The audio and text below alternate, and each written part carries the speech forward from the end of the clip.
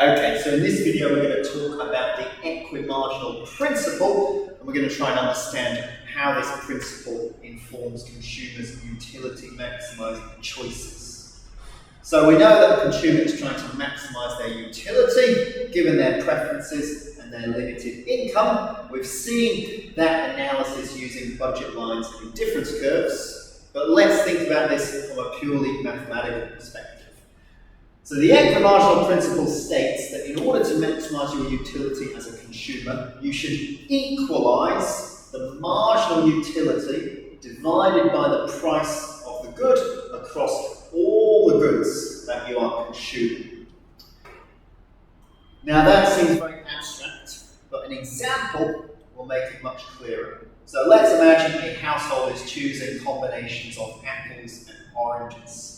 And they choose a combination such that the marginal utility of apples is 10 utils and the price of apples is fixed at 2 utils. So what do we get if we take here 10 utils divided by 2? We get 5. 5 what? Well, we get 5 utils per dollar, right? From orange apples. So an additional apple is going to provide us with 5 utils per dollar of expenditure. What about oranges? Well, we do the same here, and we take 6 divided by 4.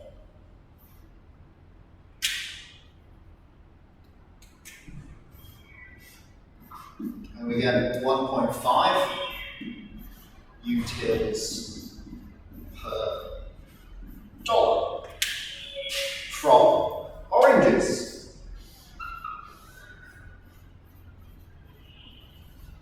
Well, clearly, the utils per dollar from apples is greater than the utils per dollar from oranges. So what should we do? Well, we should reallocate our expenditure, because here, imagine that we were to take the $4 that we spent on the last orange. That would mean that we are giving up that last orange, so we consume 1 fewer oranges.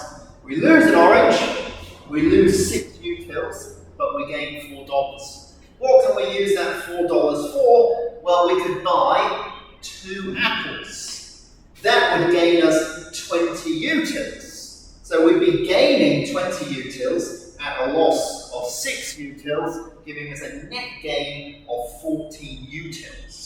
Yeah, let's write that down. So we take 1 less orange.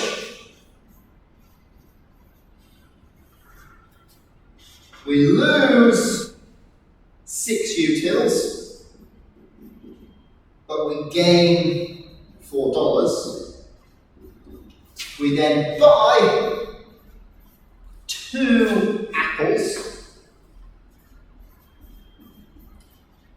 and we gain 20 utils. So the net gain is going to be 20 minus 6, it's going to be 14 utils. So whenever the equi-marginal principle isn't met, you can reallocate your expenditure in such a way as to increase your total utility. Okay, so the equi-marginal principle can be seen through our indifference curve and budget line analysis. Let's have a look at that.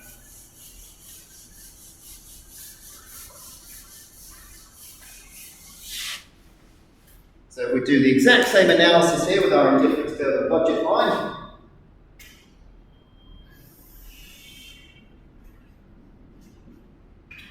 we know from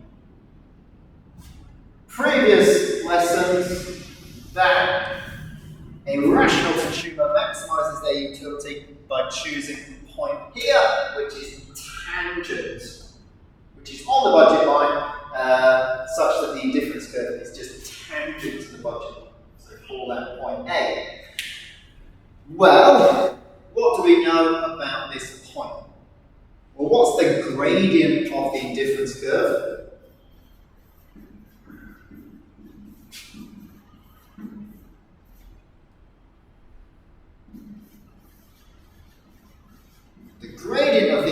curve, if you remember, is called the marginal rate of substitution, and it's given by negative mu(x) over mu(y), right? The negative of the marginal utility of x divided by the marginal utility of y.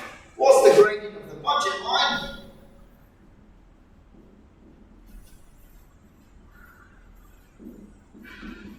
Well, we know that the gradient of the budget line represents the relative price of here apples in terms of oranges, and it's going to be here negative px divided by py. Well, at a tangency point like A, the gradient of the indifference curve is the same as the gradient of the budget line. So if we write the marginal utility of x divided by the marginal utility of y is equal to the price of x divided by the price of y. Notice we can just ignore the negative sign.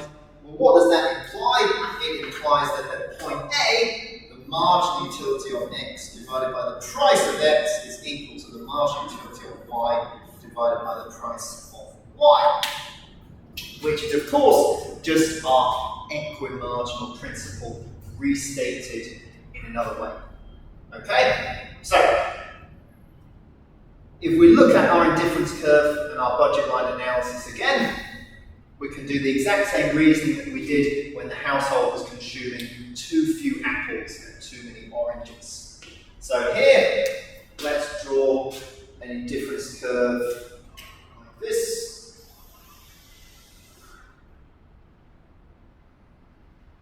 And let's imagine that we are consuming at point B. Okay? So what's happening at point B? Well, it's clear at point B that the indifference curve is steeper than the budget line. So here at B, we can see that the gradient of the indifference curve, the marginal utility of x divided by the marginal utility of y, in absolute terms, is greater than the budget line's gradient, which is the price of x divided by the price of y. Well, if you were to rearrange that, what would you get? You would get that it follows the marginal utility of x divided by the price of x is going to be greater than the marginal utility of y divided by the price of y. So when the marginal utility of x divided by the price of x is greater than the marginal utility of y divided by the price of y, what should we do? We should reallocate our expenditure and consume more x. Well, that involves moving down the budget line like this. And as we move down the budget line, we would get closer to this point A, which would represent our utility maximization, where these two things would then become equal. So how would that equality arise? How would they become equal? Well, as we move towards point A, we would be consuming more units of x. We know through diminishing marginal utility that as we consume more x, the marginal utility of x would fall. And of course, as we buy more units of x, we are necessarily buying fewer units of y, which would mean the marginal utility of y would increase. The prices of x and y remain unchanged. Well, if the numerator here is decreasing and the numerator here is increasing, eventually we would establish an equality, and that equality would actually be established here at point A. Okay, so this is a quick breakdown of the equi-marginal principle. Hopefully this helps you understand the principle and it helps you further understand